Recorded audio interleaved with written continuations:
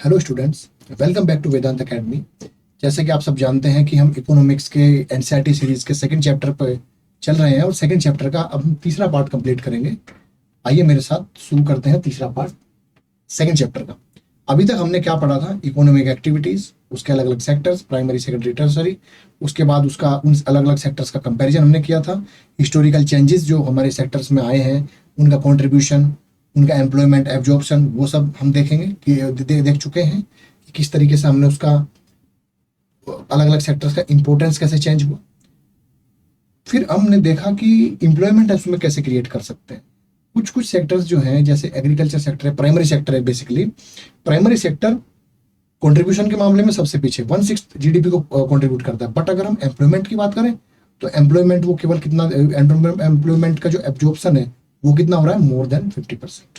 More than 50% जो हमारे लोग हैं वो डिपेंड कर रहे हैं हमारे प्राइमरी सेक्टर पर। लास्ट टाइम हमने बात की थी मनरेगा के बारे में कि मनरेगा कैसे गांव के इलाके में, रूरल एरियाज में एम्प्लॉयमेंट इंश्योर कर रहा है, कैसे हम उस रोजगार को बढ़ा सकते हैं। जैसे हमने एक फार्मर थे कांता, उसके बारे में हमने बात की थी, किस तरीके से गवर्नमेंट की सहायता से या बैंक की सहायता से, क्रेडिट से, इजी लोन जो हमें मिलते हैं उसकी सहायता से हम किस तरीके से वो जो एम्प्लॉयमेंट है उसको क्रिएट कर सकते हैं, और सेमी रूरल एरियाज में किस तरीके से एम्प्लॉयमेंट क्रिएट किए जा सकते हैं। आइए शुरू करते हैं आज का नया टॉपिक, सेकंड चैप्टर का, जो तीसरे पार्ट में division of sector as a organize and unorganized. Unorganize sector और ऑर्गेनाइज सेक्टर और अनऑर्गेनाइज सेक्टर में किस तरीके का डिफरेंस है वो हम देखेंगे। Let us examine another way of classifying activities in the economy. This looks at the way the people are employed. लोगों के पास रोजगार है, पर वो किस तरीके का रोजगार है वो हम चेक करेंगे। What are the condition of the work? Are there any rules and regulation that are followed as regard their employment? वो भी चेक करेंगे। सबसे पहले कांता की स्टोरी है। कांता के बारे में पढ़ते हैं। Kanta works in an office. She attend her office from 9:30 to 5:30 PM। She gets her salary regularly. उसको रेगुलरली एक सैलरी मिलती है। टाइम भी उसका फिक्स है, 9:30 to 5 PM। At the end of every month उसको सैलरी मिल जाती है। इन एडिशन टू सैलरी के अलावा उसको क्या क्या मिल रहा है? सर इंपॉर्टेंट है नोट करने के। सबसे पहली बात, उसका टाइम जो है जॉब का फिक्स है, fix timing, fix time.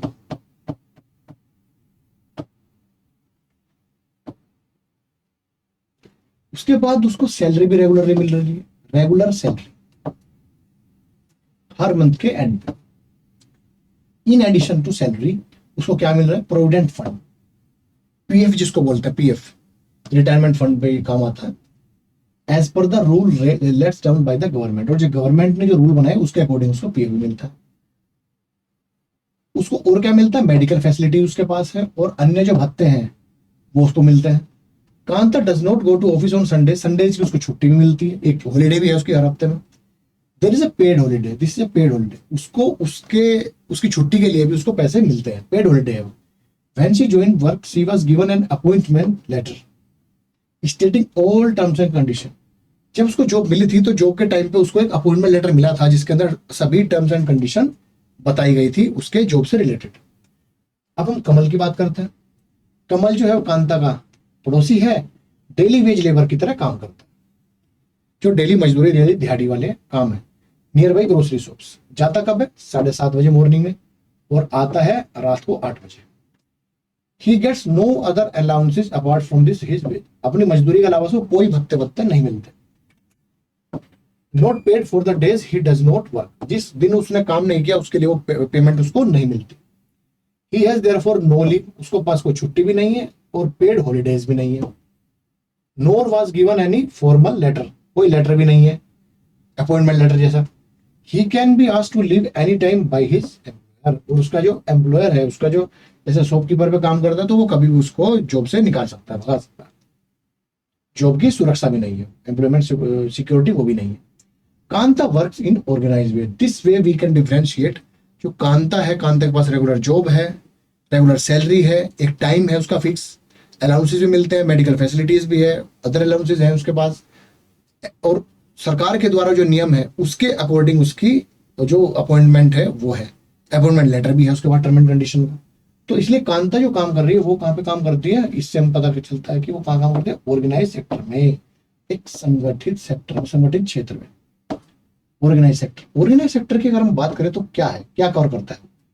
Those enterprises and places of work where terms of employment are regular and therefore people have assured। इसमें दो तीन चीजें हैं कि हम ऑर्गेनाइज सेक्टर किन एंटरप्राइजेज या प्लेस ऑफ वर्क को कहेंगे जहां पे एम्प्लॉयमेंट रेगुलर हो, पहला condition, and therefore people have assured work, इसीलिए उनकी जॉब सिक्योरिटी रहती है। दूसरा कारण, दूसरा जो term and condition, they are registered by the government, government के द्वारा registered, have to follow its rule and regulations, जो अलग अलग लॉ में जो रूल एंड रेगुलेशन है उसको फॉलो करते हो, जैसे कि factories act, minimum wage act, payment of gratuity act, shops and establishment act, अलग अलग जो कानून है उसको भी फॉलो करते हो। ऐसी ऑर्गेनाइजेशन, उनको क्या बोलते हैं? ऑर्गेनाइज्ड। क्यों बोलते हैं? Because it has some formal process and procedure, कुछ फॉर्मल प्रक्रिया है उनके द्वारा फॉलो की जाती है, इसलिए उनको ऑर्गेनाइज सेक्टर बोला जाता है। Some of these people may not be employed by anyone but men may work on their own, but they too have to register themselves with the government and follow the rule and regulation। उनको register होना पड़ता है। कुछ some of these people may not be employed by anyone, कुछ किसी के द्वारा employed भी नहीं होते, but may work on their own, अपने आप से काम करते हैं, सेल्फ एम्प्लॉयड होते हैं, बट उनको भी रजिस्टर करना पड़ता है और गवर्नमेंट के रूल फॉलो करने पड़ते हैं, जैसे टैक्स पेमेंट करना, कोई और अन्य रूल है। अगर कोई फैक्ट्री आपने लगाई, अगर आपने रेस्टोरेंट खोला है अपना, उसका फायर का नियम या कोई भी ऐसा एक्ट वो फॉलो करते हैं, तो वो भी फॉर्मल सेक्टर है। Worker in the organize sector enjoy in security of employment, सबसे बड़ी बात कि जो जॉब की सुरक्षा है वो एंजॉय करते हैं। They are expected to work only a fix number of hour, fix number of hour है उनके लिए जो वर्कर्स हैं। इफ दे वर्क मोर, उनको ओवर टाइम भी मिलता है अगर ज्यादा काम करेंगे तो। They also get several other benefits from the employers, उनको और भी कई बेनिफिट उनको मिलते हैं जो ऑर्गेनाइज सेक्टर में वर्कर काम करते हैं। They get paid leaves। What are these benefits? They get क्या क्या बेनिफिट है वो? Paid leaves, payment during holidays, provident fund, gratuity। They are supposed to get medical benefits under the laws। The factory manager has to ensure facilities like drinking water, safe working environment, और जब वे retire होते हैं तो उनको pension की सुविधा भी मिलती है। बट इन कंट्रास्ट, इसके उलट क्या है? कमल, जो कि अनऑर्गेनाइज सेक्टर में काम करता है, उसको अनऑर्गेनाइज सेक्टर किस तरीके से आइडेंटिफाई किया जाता है? स्मॉल एंड स्कैटर्ड यूनिट, छोटे यूनिट्स होते हैं जनरली बिखरी हुई, which are largely outside the control of government, जो कि ज्यादातर गवर्नमेंट के कंट्रोल के बाहर होती है। There are rules and regulation but that are not followed, rule and regulation तो है बट वो फॉलो नहीं किए जाते। Jobs here is low paid jobs हैं, उतना विजिलेंस भी नहीं होता गवर्नमेंट का, और रेगुलर जॉब भी नहीं होते। कई बार यहाँ पे बाल मजदूर वगैरह आपने देखे हो, किसी भी ऑर्गेनाइज सेक्टर में कभी चाइल्ड लेबर नहीं आपको देखने को मिलेंगे, बट अनऑर्गेनाइज सेक्टर जैसे ढाबा वगैरह इन सब में आपको चाइल्ड लेबर भी देखने को मिलते हैं। There are no provision of overtime का भी कोई प्रोविजन नहीं है, पेड लीव भी नहीं है हमारे पास, हॉलीडेज तो है ही नहीं, लीव ड्यू टू सिकनेस वो भी नहीं है, employment is not secure, job की भी सुरक्षा नहीं है, कभी भी भगा सकते हैं, कभी भी जॉब से आपको निकाल सकते हैं। People can be asked to leave without any reason, बिना किसी कारण के निकाले जा सकते हैं। When there is a less work such as during some season, some people may asked to leave, जब कम काम है किसी सीजन में, अगर सीजनल जॉब है तो कुछ को काम नहीं मिलता, जैसे कोई कृषि का मजदूर है तो उसका रेगुलर जॉब नहीं मिलती, सीजनल वर्क काम करना पड़ता है। और अगर हम कहीं किसी फैक्ट्री या इंडस्ट्री, कोई ऐसी फैक्ट्री है जो सीजनल उस पर काम करती है, कभी काम ज्यादा कभी काम कम, जैसे कोई बीज बनाने वाली फैक्ट्री है, तो जब बीज बोने का टाइम आएगा, सोइंग का टाइम आएगा तो ज्यादा काम होगा, वरना कम काम होगा। तो इसलिए जब कम काम होता है तो कुछ लोग निकाल दिए जाते हैं। A lot also depend on whims of the employer, और बहुत सारी चीजें एम्प्लॉयर के दिमाग के ऊपर काम करती है। This sector includes a large number of people who are employed on their own doing some small jobs such as selling on street। कुछ ऐसे भी लोग हैं जो अपने आप काम करते हैं, जैसे कि रेडी पटरी वाले जो लोग हैं, डूइंग रिपेयर वर्क करने वाले। सिमिलरली फार्मर्स, किसान जो है अपने खेत में काम करता है। Hire labours as and when they require, उसी टाइम वो हायर करते हैं जब उनको चाहिए, तो इसलिए वो भी क्या सीजनल वर्कर की तरह काम करते हैं।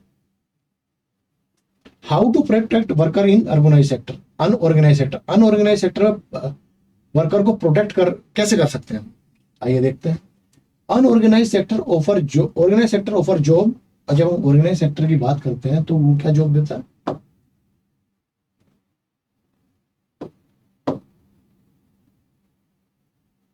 Unorganized sector offer jobs that are most sought after, but employment opportunities in organized sector have been expanding very slowly. वो धीरे धीरे उसमें एम्प्लॉयमेंट अपॉर्चुनिटी क्रिएट होती है. It is also common to find many organize sector enterprises in unorganised sector. क्या generally हम क्या देखते हैं कि many organize sector enterprises in unorganised sector, बहुत सारी ऑर्गेनाइज सेक्टर वो है वो अनऑर्गेनाइज सेक्टर में भी देखने को मिलती है. They adopt such strategies to evade tax, tax को बचाने में देखते हैं वो, refuse to follow laws that protect laborers. As a result, large number of workers are forced to enter unorganized sector jobs, which pay a very low salary. They are often exploited, not pay a very fair wage. उनको ज्यादा वो भी नहीं मिलता. Sorry for that. Their earnings are low. उनकी कमाई भी कम है, and not regular, और रेगुलर भी नहीं है वो. These jobs are not secure, have no other benefits. उनको और भी बेनिफिट उनको नहीं मिलते, क्योंकि अनऑर्गेनाइज सेक्टर में सबसे बड़ी दिक्कत यही है कि वहां पे बेनिफिट नहीं मिलेगा कोई भी. जैसे रेगुलर सैलरी की बात हो, एम्प्लॉयमेंट की बात हो, पेड हॉलीडेज की बात हो, वो नहीं मिलेंगे. Since 1990s, it is also common to see a large number of workers losing their jobs in organized sector. Organize sector में भी बहुत लोगों ने 1990s के बाद क्या हुआ था, एलपीजी रिफॉर्म हुए थे हमारे, तो बहुत सारे जो ऑर्गेनाइज सेक्टर थे वो अनऑर्गेनाइज सेक्टर में कन्वर्ट हो गए थे. तो इस वजह से बहुत सारे लोगों ने उस टाइम पे जॉब छोड़ दी. इसको वो करेगा pause.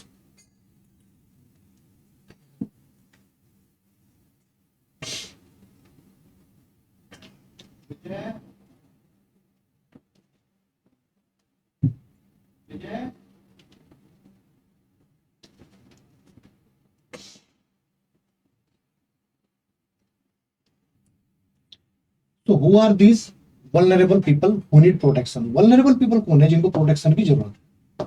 Let's see. In rural areas the unorganized sector mostly comprise the landless agricultural labour. अगर हम रूरल एरियाज की बात करें तो सबसे ज्यादा वल्नरेबल ग्रुप जो है वो कौन सा है? Landless agricultural labourers, small and marginal farmers, sharecroppers, artisan such as weavers, blacksmith, carpenter, goldsmith. ऐसे लोग जो स्वरोजगार है बट रोजगार उनका डेली नहीं है, कभी कभी रोजगार है, तो वो सबसे ज्यादा वल्नरेबल है अनऑर्गेनाइज सेक्टर में. नियरली 80%, अगर हम 80% रूरल हाउस होल्ड की बात करें तो किसमें इंगेज है? In small and marginal farmer category. These farmers need to be supported through adequate facilities of timely delivery of seeds. Input उनको लगातार मिलते रहे, उनको वो चीज चाहिए, एग्रीकल्चर इनपुट उनको मिले, क्रेडिट मिले, स्टोरेज फैसिलिटी मिले और मार्केटिंग आउटलेट मिले, तब हम इंश्योर कर सकते हैं उनके लिए एक regular job. In urban areas, अगर हम अर्बन एरियाज की बात करें, जो शहरी एरियाज हैं उनकी अगर हम बात करें तो अनऑर्गेनाइज सेक्टर कंप्राइज, जो अनऑर्गेनाइज सेक्टर है उसमें क्या क्या आता है? Small scale industry, casual workers in construction, trade and transport, and those who work as street vendors. जो हमारे स्ट्रीट वेंडर्स है, सब्जी वाले, ठेले वाले, उनके वो इसमें कंप्राइज करते हैं. वो सबसे वल्नरेबल है अर्बन एरिया में, अनऑर्गेनाइज सेक्टर में. हेड लोड वर्कर, जो आपने देखा होगा बड़ी बड़ी दुकानों पर सिर पे जो बोझ होते हैं उनके लिए, जैसे कुली वगैरह. गारमेंट मेकर्स, रैग पिकर्स, जो कूड़ा बीनने वाले होते हैं. Small scale industry also needs government support for procuring raw material and marketing of output. इसके लिए भी जो स्मॉल स्केल इंडस्ट्रीज है हमारी, उनको क्या चाहिए गवर्नमेंट की सपोर्ट चाहिए. किस चीज के लिए? रॉ मटेरियल प्रोक्योर करने के लिए और marketing of output. Small scale industries के लिए वैसे गवर्नमेंट ने अभी रिसेंटली कई सारी स्कीम्स बनाई थी. जैसे एक स्टार्टअप इंडिया की आपने सुना होगा, स्टैंड अप इंडिया के बारे में आपने सुना होगा, एमएसएमई के लिए मुद्रा लोन की बात आपने सुनी होगी, क्रेडिट के लिए, easily credit small scale industry को देने के लिए, जिससे एम्प्लॉयमेंट क्रिएट हो और साथ ही साथ जो वल्नरेबिलिटी है जो अनऑर्गेनाइज सेक्टर की वो भी कम हो. We also find that the majority of workers from scheduled caste, tribes and backward communities find themselves in unorganized sector. एक सेक्शनल भी एक दिक्कत है कि जो बैकवर्ड सेक्शन से आते हैं, एसटी से आते हैं, तो वो लोग देखा गया कि जनरली अनऑर्गेनाइज सेक्टर में ज्यादातर लोग काम करते हैं. Besides getting the irregular and low paid work, these workers also face social discrimination. उनको सैलरी भी कम मिलती है, रेगुलर जॉब भी नहीं मिलती, और साथ ही साथ उनको सामाजिक जो भेदभाव है उसका भी सामना उन्हें करना पड़ता है. Production and support to unorganise sector workers is thus necessary to both economic and social development. तो अनऑर्गेनाइज सेक्टर को अगर हम सपोर्ट करते हैं, उसको प्रोटेक्ट करते हैं, तो उससे दो फायदे हैं, डुअल बेनिफिट है। पहला, इकोनॉमिक डेवलपमेंट इंश्योर होगा, जो आर्थिक विकास है, और साथ में साथ सामाजिक विकास के लिए भी इंपॉर्टेंट है, ताकि इकोनॉमिक स्टेटस बढ़े तो डिस्क्रिमिनेशन कम हो सके।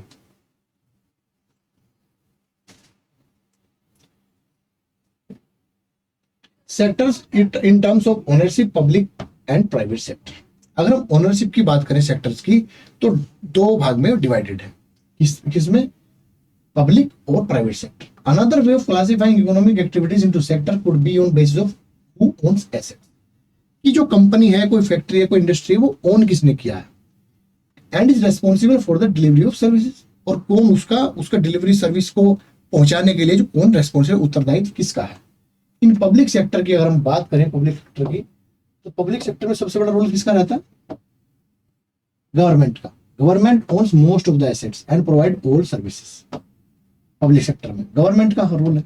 पब्लिक सेक्टर की अगर हम बात करें, प्राइवेट सेक्टर की अगर हम बात करें, तो ओनरशिप कैसी रहती है, ownership of asset and delivery of services in the hands of या तो इंडिविजुअल के हाथ में या कंपनी के हाथ में। इसको हम एग्जांपल से समझेंगे, जैसे रेलवेज है, पोस्ट ऑफिसेज है, ये किसके एग्जांपल है, पब्लिक सेक्टर के।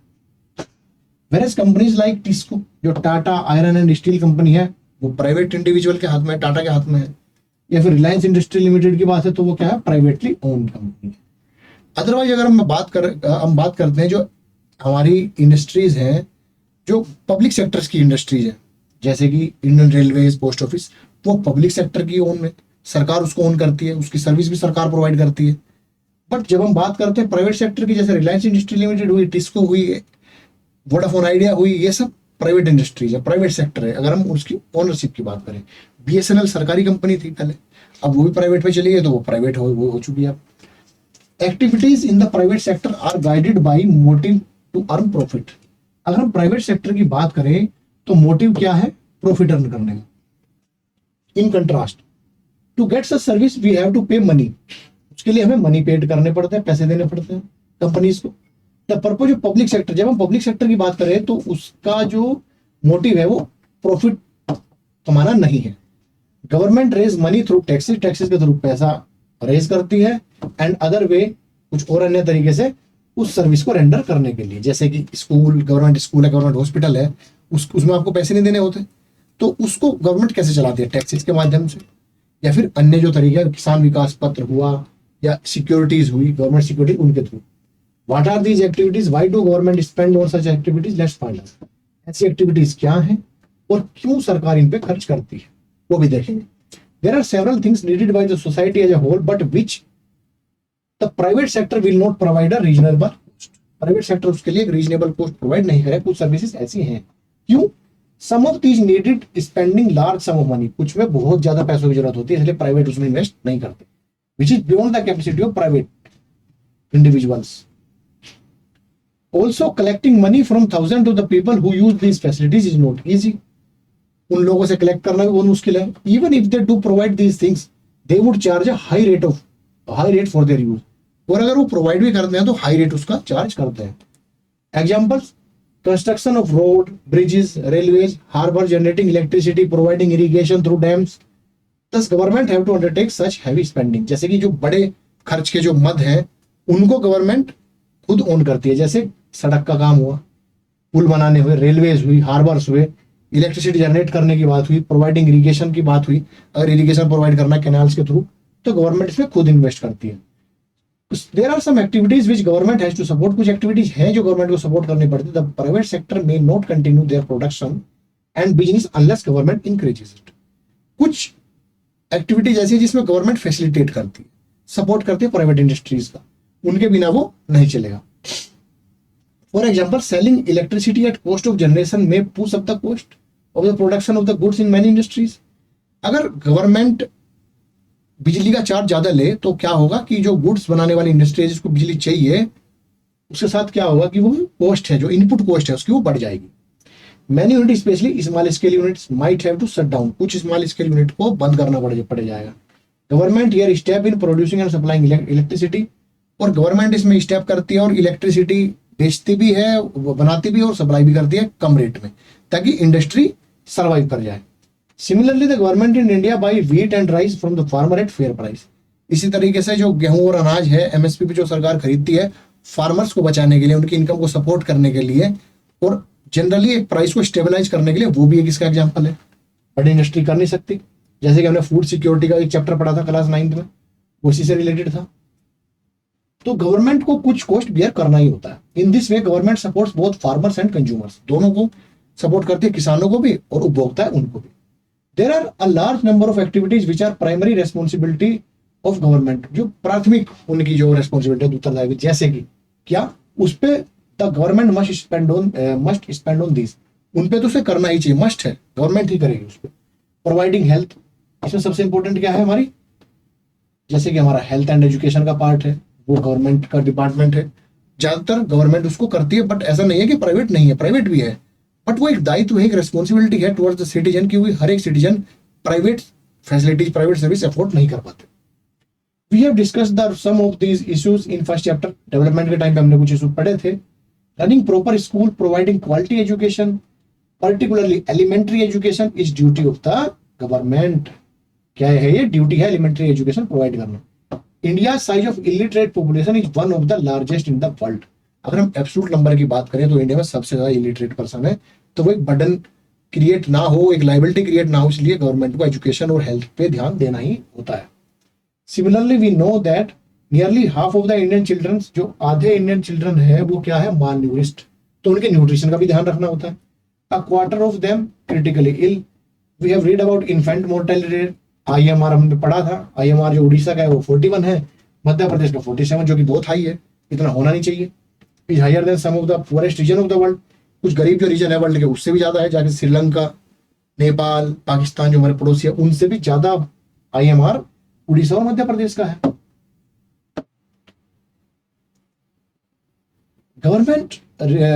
Government also need to pay attention to aspects of human development. Government को ह्यूमन डेवलपमेंट के एस्पेक्ट्स भी ध्यान में रखने होते हैं। किस तरीके से? उसको भी गवर्नमेंट ध्यान में रखती है, जो ह्यूमन डेवलपमेंट के एस्पेक्ट है, जैसे कि सेफ ड्रिंकिंग वाटर, हर घर जल हर घर नल, उसकी बात करते हैं। न्यूट्रिशन की बात करते हैं। हाउसिंग फैसिलिटीज, हाउसिंग बाई 2022 जो सरकार की स्कीम है, उसके थ्रू पुअर पीपल जो है, हमारे गरीब लोग हैं, उनको घर प्रोवाइड करना। सेफ ड्रिंकिंग वाटर प्रोवाइड करना। पीडीएस के माध्यम से फूड एंड न्यूट्रिशन प्रोवाइड करना। It also the duty of government to take care of poorest and most ignored regions of the country. जो गरीब इलाके हैं हमारे, जो मोस्ट इग्नोर्ड हैं, जो मेन स्ट्रीम में नहीं है, उन इलाकों की देखभाल भी गवर्नमेंट को देखनी चाहिए, ये उसकी ड्यूटी है। समिंग अप करते हैं इसको, समरी एक थोड़ी सी देख लेते हैं। In this chapter we have looked at the ways classifying economic activities into meaningful groups. हमने अलग अलग ग्रुप्स के माध्यम से उसको क्लासिफाई करने की कोशिश की। जैसे अगर हम एक्टिविटी के तौर पे बात करें तो प्राइमरी, सेकेंडरी, टर्सरी की बात हुई। फिर हमने एक बात की एक सेक्टर के तौर पे एम्प्लॉयमेंट किस तरीके का हो, तो उसमें हमने दो तरीके के एम्प्लॉयमेंट ढूंढे, अनऑर्गेनाइज सेक्टर, ऑर्गेनाइज सेक्टर। फिर अगर ओनरशिप की बात करें तो उसमें भी दो बेसिस थे, public and private sector. One way of doing this examining whether the activity relates to primary, secondary और टर्सरी सेक्टर। एक रिलेट कर सकते हैं किस तरीके से कोई भी एक्टिविटी प्राइमरी सेक्टर की है, सेकेंडरी सेक्टर की है, टर्सरी सेक्टर की है। The data for India for the last 30 year shows while goods and services produced in tertiary sector contribute most to the GDP। 30 साल का जो हमने डाटा देखा था, 30-40 साल का, उससे वो पता चला कि जो टर्सरी सेक्टर है वो जीडीपी में सबसे ज्यादा कंट्रीब्यूट करता है। The employment remains primary sector, जो एम्प्लॉयमेंट है वो सबसे ज्यादा प्राइमरी सेक्टर में ही है अभी तक। We have also seen what all can be done for increasing employment opportunities. किस तरीके से इंक्रीज की जा सकती है रोजगार के अवसर, गवर्नमेंट क्या फैसिलिटेट कर सकती है, एक इंडिविजुअल किस तरीके से अपना एम्प्लॉयमेंट को इंक्रीज कर सकता है, अंडर एम्प्लॉयमेंट को कम कर सकता है, डिस्गाइज अनएम्प्लॉयमेंट को कम कर सकता है, किस तरीके से, वो भी हमने देखा। Another classification is consider whether people are working in organise sector और अनऑर्गेनाइज सेक्टर। एक अनदर क्लासिफिकेशन था हमारे पास कि लोग जो है वो अनऑर्गेनाइज सेक्टर में एम्प्लॉयमेंट है या ऑर्गेनाइज सेक्टर में एम्प्लॉयमेंट है। Most people are working in unorganised sector and protection is necessary for them. ज्यादातर लोग, अब मैं बात करूं तो 86% के अराउंड जो पीपल है हमारे, 86 to 90, वो कहां पे काम करते हैं? अनऑर्गेनाइज सेक्टर में। अनऑर्गेनाइज सेक्टर में काम करते हैं, तो इनको प्रोटेक्ट करना सबसे ज्यादा जरूरी है। इसमें भी अनऑर्गेनाइज सेक्टर में सबसे ज्यादा लोग कौन काम करते हैं? जो हमारे मार्जिनल सेक्शन है, एससीज, ट्राइबल्स, उसके बाद में जो बैकवर्ड सेक्शन है, हमारे बैकवर्ड क्लासेज जो है वो पीसीज, तो ये जो सेक्शन है ये इसमें सबसे ज्यादा काम करते हैं। तो उसके लिए क्या है कि हमें उनको प्रोटेक्ट करना भी जरूरी है। Most people are working in another sector and protection is necessary, protection उनकी नेसेसरी है for them. We also look at difference between, हमने अंतर किसमें देखा, प्राइवेट और पब्लिक एक्टिविटीज में क्या डिफरेंस है। Why it is important for public activities to focus certain areas, कुछ एरियाज ऐसे भी हैं जिनको सरकार को ध्यान देना ही होता है। और एक नया कॉन्सेप्ट भी है पीपीपी, आपने सुना होगा, पब्लिक प्राइवेट पार्टनरशिप।